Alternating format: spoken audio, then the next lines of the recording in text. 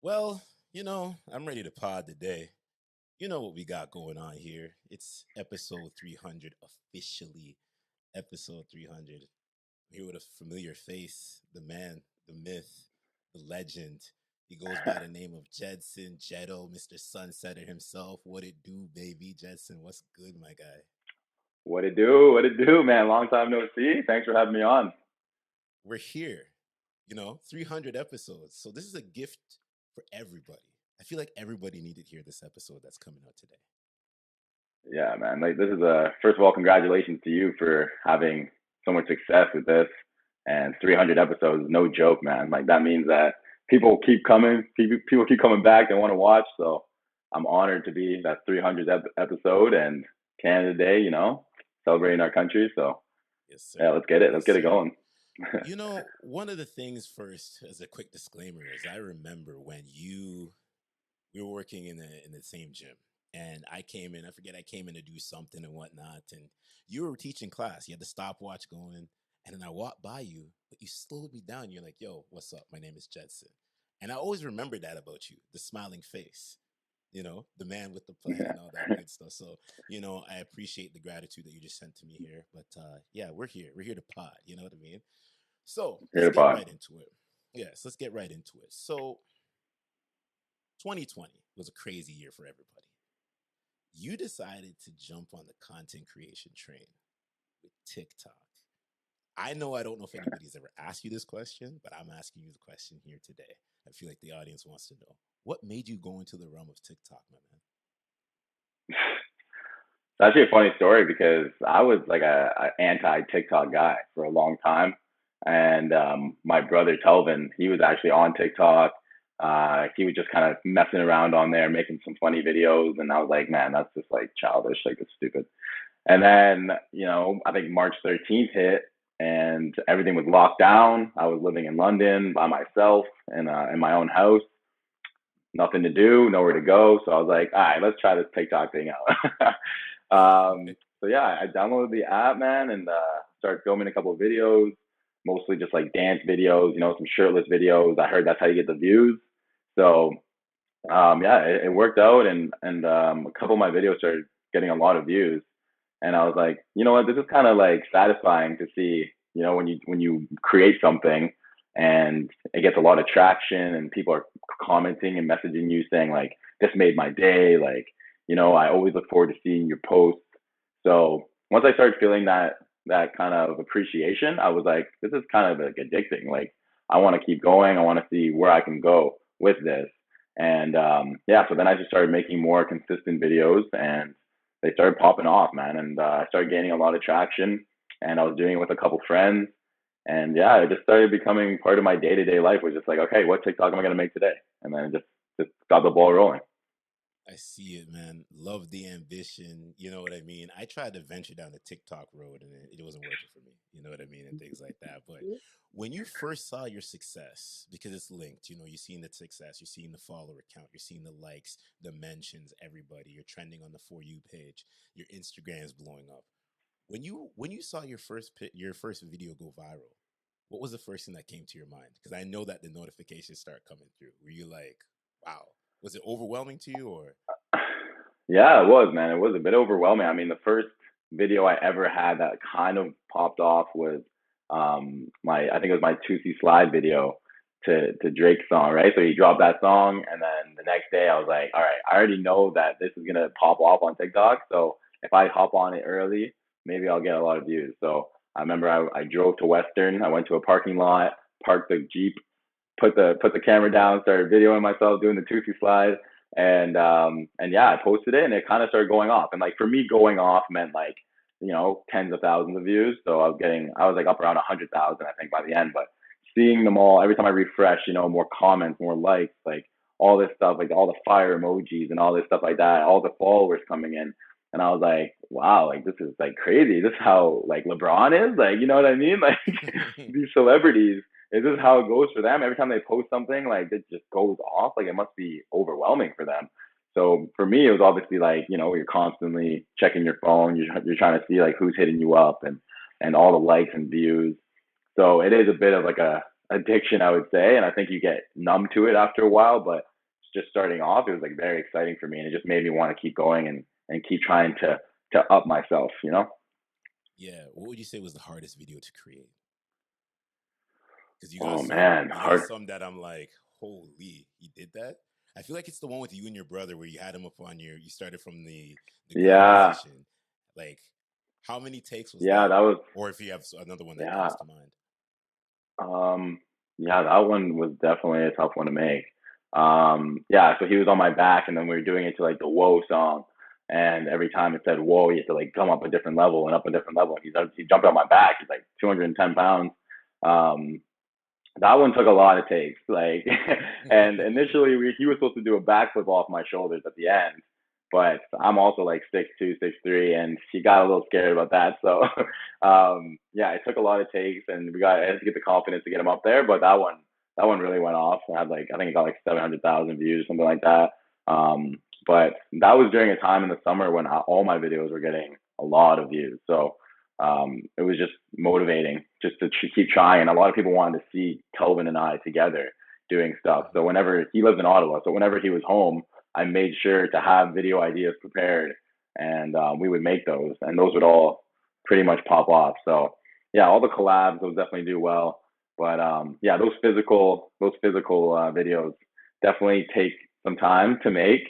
Mhm. But low key, some of like the skit ones take a long time to make too. Like I had a lip syncing one that I had to do, and it was like around the premise of like date me, like a girl, like date me. Mhm. Um, Mhm. how girls will always say you're the nicest guy they've ever met, but they won't date you. And it's a lip syncing one, but it's like a minute long of lip syncing. So you have to remember the timing, the words, how they like say it. So those ones take a low key long time, you know, sometimes more than the physical ones. So I feel you, my man. I feel you. You talk about the views, you talk about the city, you mentioned about London, Ontario, where I reside at, where you played varsity basketball, University of Western Ontario. I feel like one of the questions, 'cause I've never seen you play, and I've heard stories, right? But one of the things I wanted to get into is if the pandemic never happened, would you have taken your basketball talents probably playing overseas or maybe to another maybe region in the city, maybe NBL, CBL, if all those other different leagues? Like, would you have maybe tried out for there or something like that? honestly, man, like when it came to the time when I was graduating from Western, I mean, I played 5 years, and varsity is like no joke. Like it is very intensive. It is an all year round job. Like we don't get the breaks that normal students get. You guys are off for 3, 4 weeks at Christmas. We're back on Boxing Day practicing. You guys have reading week and spring break. We're in the gym practicing during those times. So it's very intense, and that's what you sign up for. But for me, by the end of it, I was honestly at peace with what I had done with basketball and my career as a whole. I played my whole life. I played 3 different seasons in high school, all year round. And then I got recruited, and my biggest dream was to go to varsity and play at a university level. And I did that, and I played all 5 years. I never missed one game, didn't sit out one game. I was at every practice, so I really put my all into it. And by the end, I was honestly just like, I'm at peace with this, and I've kind of lost like the huge passion that I had for it at the time when I was younger, and I was just ready to move on.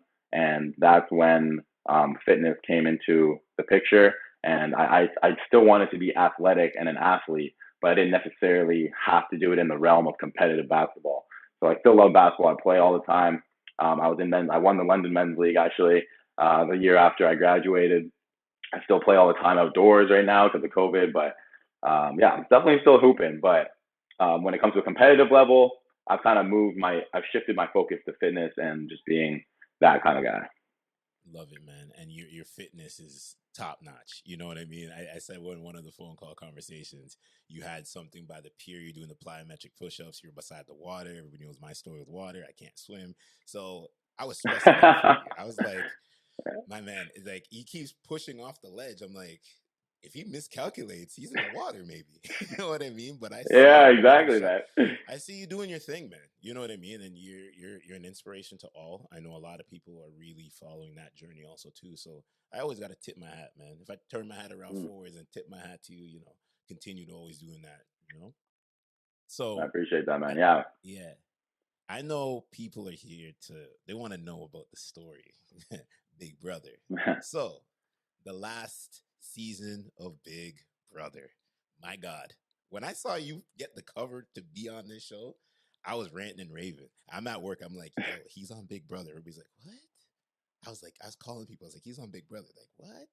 My man, how did this happen? Like the start of Big Brother. Like before you decided to prop up your phone, do the take, the audition, like what happened? How did that happen? How did that start? Oh man, honestly, like I had never really seen Big Brother. Like I think I used to watch the US seasons like back when I was a kid, but I don't know. I don't remember. Um I don't even I never watched the Canadian version either. So I was just completely oblivious to that side of Canadian reality TV. Um and like all of us, we were just chilling at home, man. Like it was during the pandemic, it was like last summer, and there was nothing to do. And I was just like, I had received a couple messages about the potential of auditioning for this show, and I was like, hey, what is Big Brother? Like, they're like, oh, okay, like maybe watch a couple seasons, see if you like it, see if you think you could do well on it. And I did. I watched a couple seasons, and I was like, yeah, you know what? I think I could do this. Being trapped in a house is pretty much like what I've been doing the last year. So what's the difference? Just a little bit of scheming, a little bit of competition. Like can't be that hard. So yeah, I went through the whole interview process. I went through all the auditioning and stuff like that. And throughout it, I mean, I'm always confident in myself, but I just had this inkling that like, man, like I think I might be getting on the show. I know there's like tens of thousands of people that audition, but I really feel like I'm gonna get on this show. Like I just had like a feeling. So the whole time I was like, okay, I'm gonna, do my best in this and just keep going through with the process, and I'm just gonna manifest it and just tell myself that I'm gonna be on the show. I know that they only pick like 15 people out of thousands, but I'm confident enough that with I always say like I'm kind of like a triple threat. I mean, I have the physical aspect, mental aspect, and also social as well. And those are kind of the three things you need to thrive in a game like that. So I feel like why wouldn't they choose me? So yeah, I was pretty confident the entire process. And then when I got the call that I was on, I was obviously ecstatic, but I wasn't too surprised because I had been manifesting this for months. Love it. So Love yeah. it. Love it. You know, I'm watching the show, family, friends, all that good stuff. We're talking about it in group chats. What would you say was the hardest challenge for you to complete on that show? Ooh.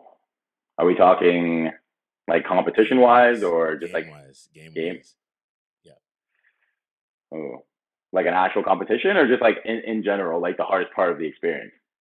The hardest game that What you do had you? to play. Because I know you got an Oh, okay. HOH and you got a couple POVs, but we Yeah. could get into all that though. Yeah. Yeah.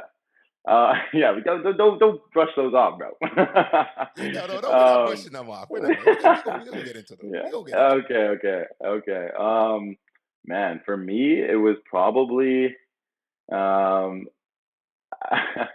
I think it was honestly like the before and after because on the double eviction night because I'm not very good with like sequential memory. And Mm, like I can remember things that happened, but when you ask me like, did this happen before this?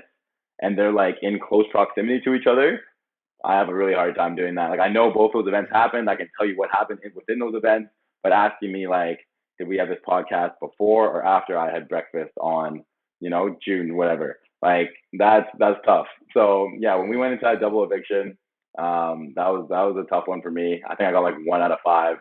So yeah, that was definitely the toughest. Anything physical, obviously, I really feel like I dominated and I could have dominated in the future of the show as well.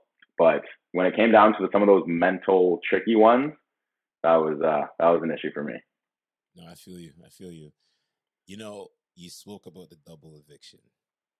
I was literally nerve wracking when I saw that comp between you and Tara and rolling the balls up on top of the ramp and then to stay there. And I was like, oh my goodness, I don't think I could have done it. My adrenaline would be Uh, pumping.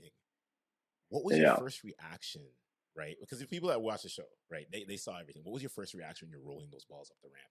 Like, what was the first thing that went through your mind? You're like, yo, like, is this thing like, like, what am I gonna do? Well, when I tell you, man, like when I first saw the competition, I knew exactly what it was. Right when I saw the setup, and I was like, okay, we definitely have to get these balls up on that ledge. And honestly, like in my mind, when I tried to picture it, I was like, "There's no way. Like, how are you gonna get? Like, how are you gonna use enough momentum to get the ball over this ledge and then sit on top? You know what I mean?" So it was like I was just thinking in my head, I was like, "How am I gonna do this properly? Like, this is all about finesse." And then it's also a situation where your back's against the wall.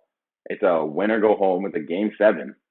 So, like, how am I going to keep myself calm enough to finesse this ball up there while also in a hurry to make sure I do it before her? So that was like the biggest challenge of that was just staying calm, even when you look to your left and you see that she has two balls and you might not have two, and you still have to keep calm. And that's why honestly I have a lot of respect for Tara, and I tip my hat to her because I had two balls right off the rip, and she had Mm-hmm. zero. And for her to kind of really keep calm and to not freak out and to come back like that, it takes a lot. So I definitely have Absolutely. a lot of respect for her. And yeah, a lot of people don't understand like how tough that comp was under that circumstances. That's a tough comp in any circumstance, but especially in that one, that's No, tough. exactly. No, exactly. And I love how you say game seven. You know, I think a lot of those competitions that you guys played are like game seven ability. What would you say when it comes down to back thinking about your basketball career and going back to winning the HOH and the POVs? How do you feel basketball helped you, you know, get to those winning circles on the show and things like that? Yeah, man, it definitely helped because basketball for me was always all about mental toughness and being able to face adversity and roll with the punches and try to keep yourself level headed through the ups and downs. So especially so my first POV that I won was the crossword one. And I kind of flew through that one, but there were times where I was in a bind and it would have been easy to kind of just implode. Um, I didn't realize how far ahead I was. I thought the whole time it was very close. So I was like putting a lot of pressure on myself. And it got to a point, I think near the end, where I couldn't figure out these last couple words. And I felt myself, I really had to calm myself down because that's like when you're in the fourth quarter, you're down by four and you can either, that's a breaking point. You can either throw in the towel or you go play by play and you win the game. So that's exactly what I had to do in that situation. Um, when it came to like the HOH that I won, that was actually very endurance based. It was a lot of running back and forth. I mean, I ended up getting like I think 64 balls in this thing, and you can only bring five at a time, right? So it's at least 20 there and back. So it was tiring, and in that moment, you want to give up. I mean, I'm living in the house where I don't have a treadmill, I don't have a track. I'm running every day now, but I wasn't able to do my cardio like I like to in the house. So my cardio wasn't at the best. So I'm huffing and Mm-hmm, puffing as well. So I'm mm-hmm. in sweating. I'm in the middle of this competition. Like man, like it'd be really easy to give up right now, but that's like that basketball fourth quarter mentality where it's like you push through to the very end, and that's what I did. So it definitely helped me being an athlete and being in those situations in the house as well. Well, as a quick disclaimer, because I know you can watch the show now on the site and stuff like that. I remember one of the episodes you were sitting in one of the rooms, you were doing push-ups. And I was like, look at this man getting that work in. You know what I Yeah, mean? And things like that.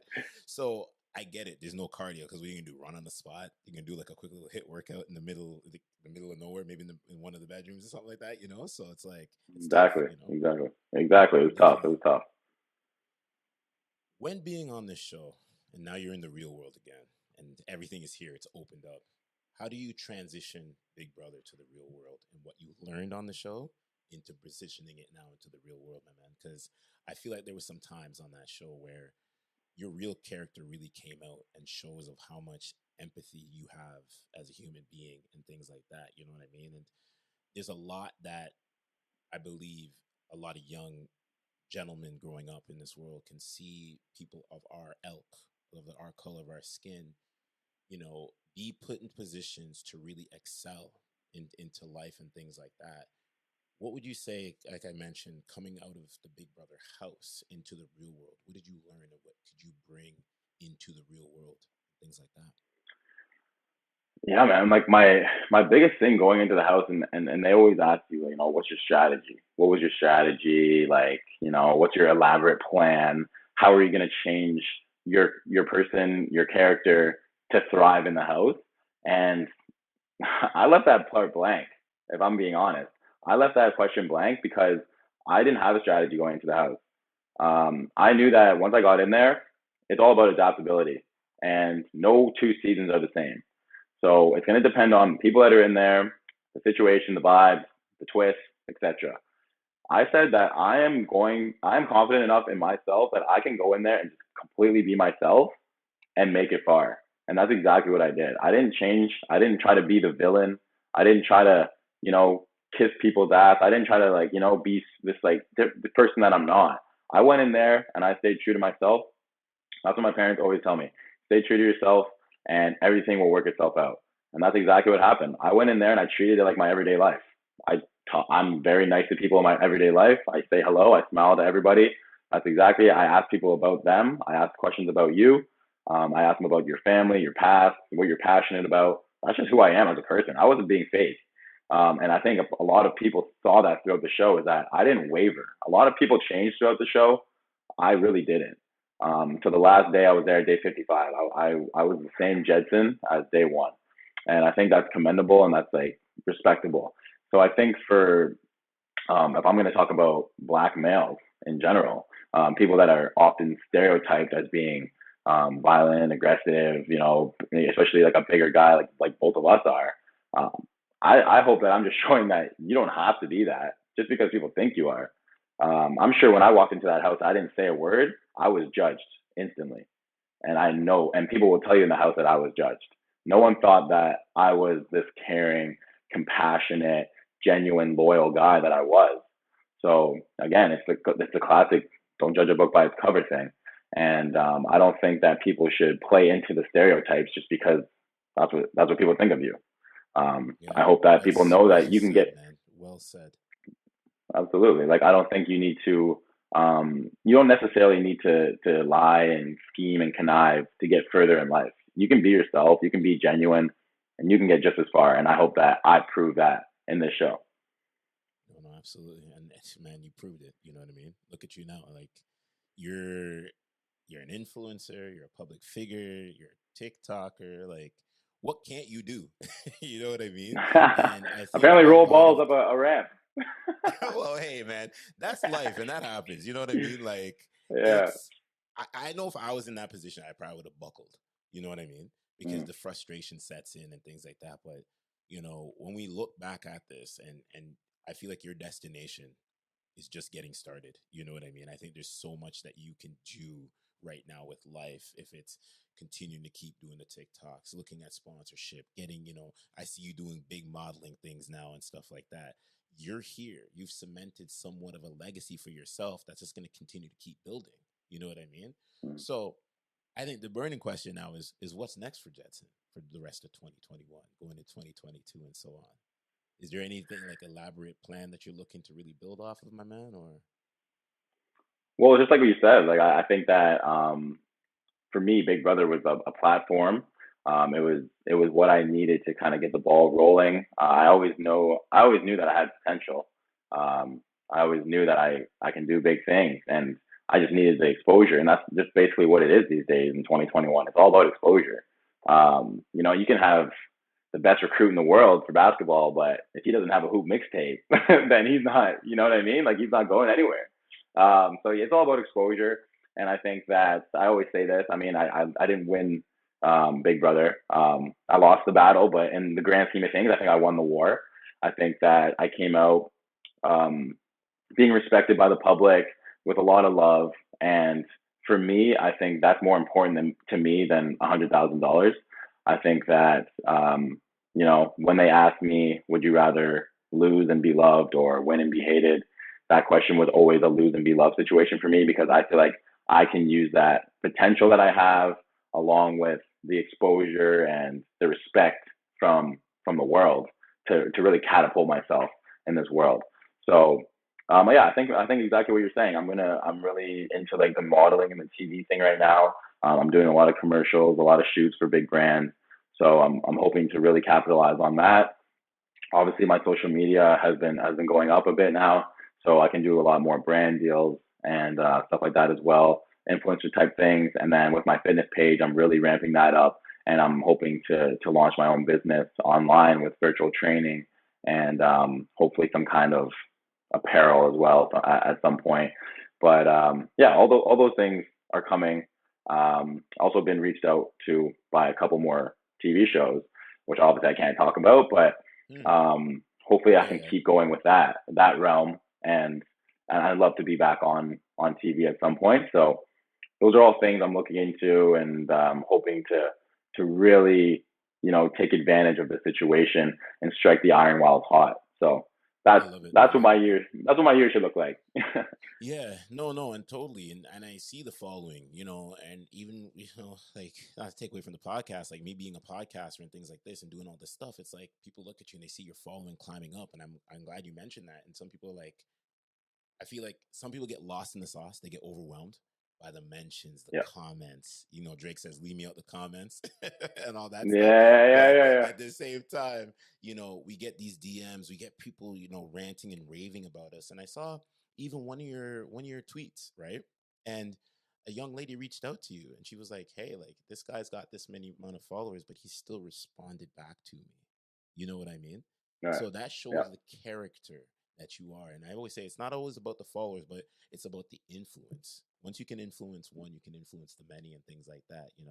So keep doing absolutely, your man. thing, man. Yeah. That's the biggest thing for me is like you're never too big. You know what I mean? So when I see all those messages that come into my DMs, and I see people asking like, "Oh, my son is, he's turning 9. Can you send him a birthday message?" Of course, I'll send you a birthday message. Like I'm never too big for that moment, and I never want to get to the point where I feel like I am too big for that moment. So even when I'm doing my runs, I'm getting stopped all the time. Like people are pulling over, and I'm like, I'm not gonna shoo you off. Like I'm gonna stop. I'm gonna take pictures. I'll talk to you. Like I'm a human, and this is new for me as well. So yeah, I definitely see all the comments. I see all the support, and who are we as influencers without the people we're influencing? If they don't support us, then we're nothing. So Absolutely. that's extremely important to keep up with that and make those people feel special because they are the people that are putting you in that position to do well. I hear you, man. I hear you. Well, before we get out of here, and I know, the Canada Day celebration is going to be in full effect and all that good stuff. What is, how do I say this here?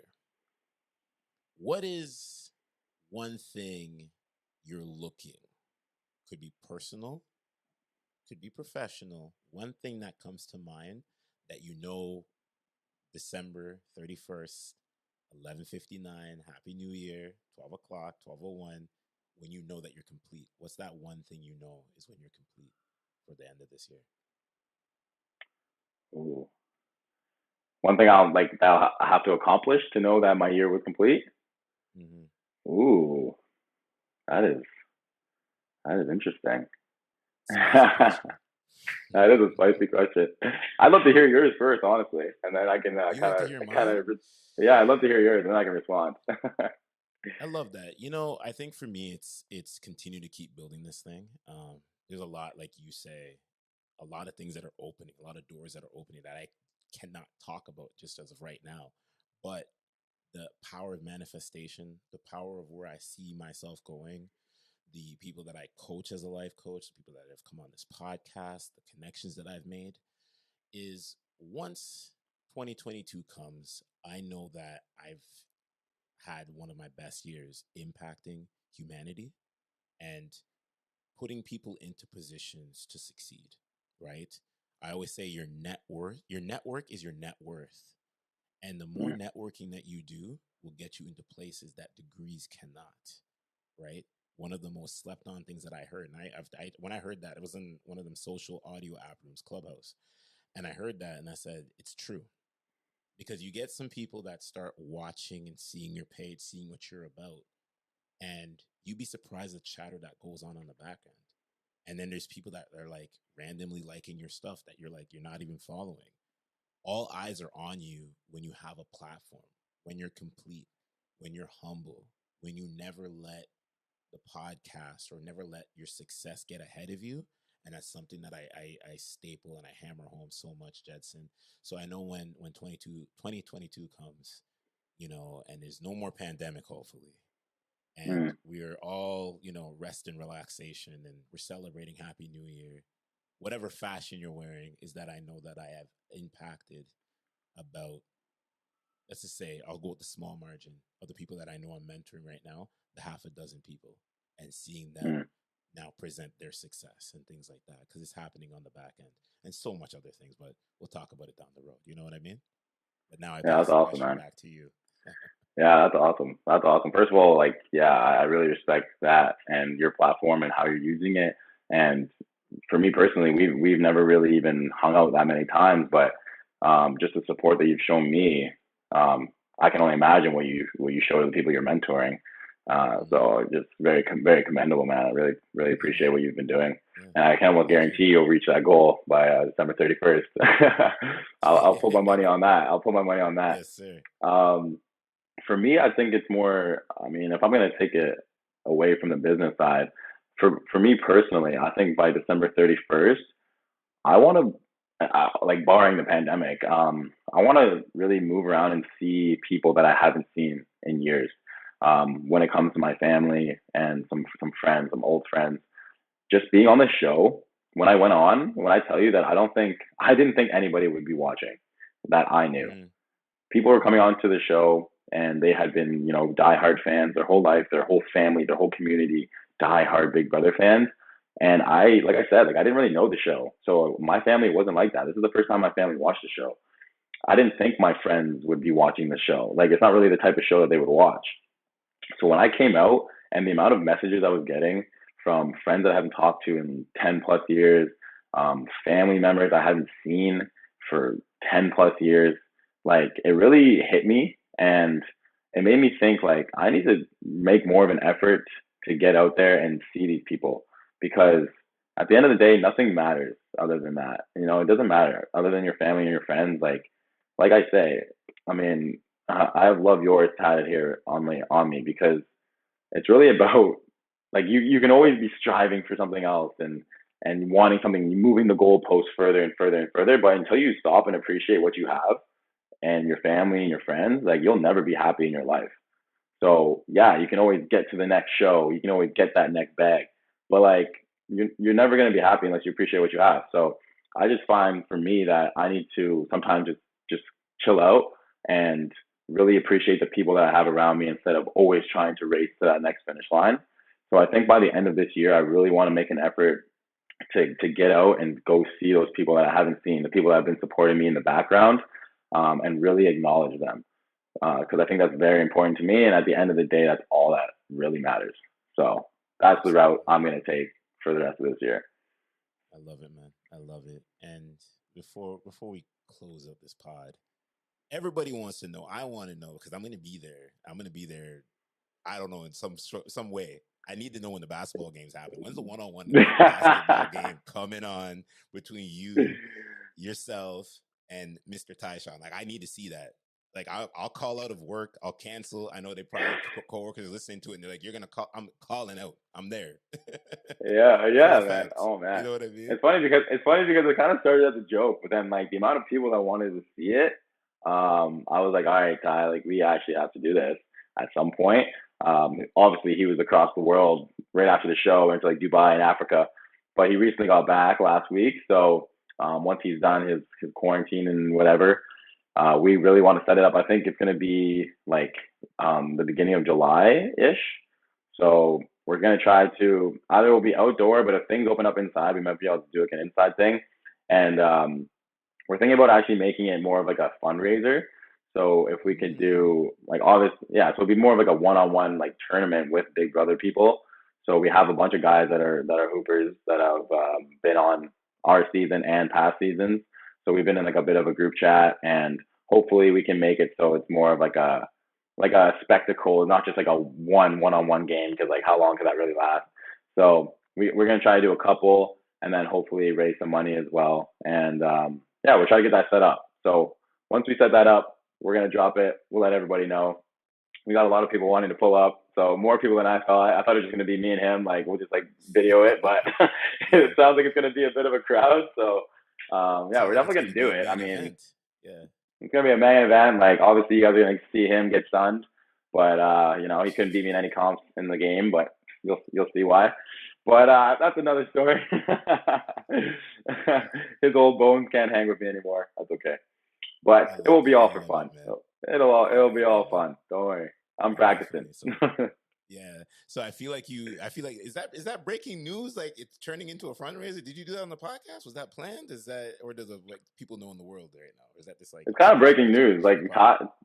it's definitely breaking news. Tashawn and I have just been in chats since he's been back, and he said like, why like we should actually just make this like a bit of an event to raise some money for a certain cause. I think we might go the indigenous route and raise money for that and that whole the whole situation. Obviously, that's terrible what's going on with the indigenous people of Canada, right? Mm-hmm. So hopefully we can make some money and put it towards that. I would love to do that, and obviously our boy Keith would love if we did that for him as well. So Absolutely.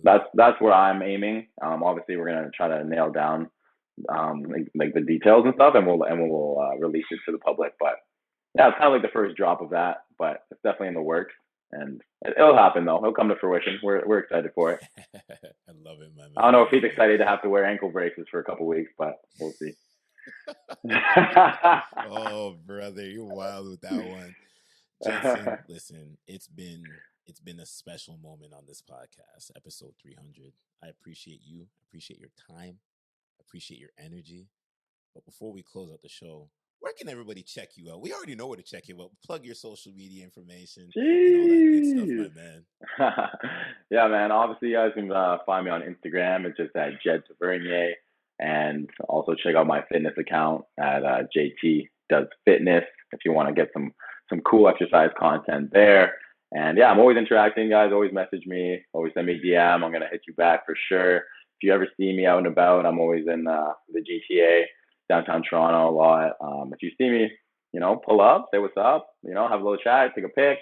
I'll always repost you, always do a lot of cool stuff. So I'm just a normal guy, guys.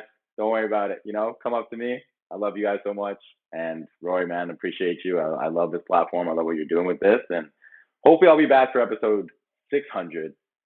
Damn. We'll do a little reunion. We'll do a little reunion at 600. Manifestation. Okay, 600. I'm a Manifestation. while out from 600. That's another 300 episodes, bro. Yeah. Yes, But sir. Yes, sir. I appreciate that, man, and I appreciate you, and keep going, man. Thank you. We'll do, man. Let's get it.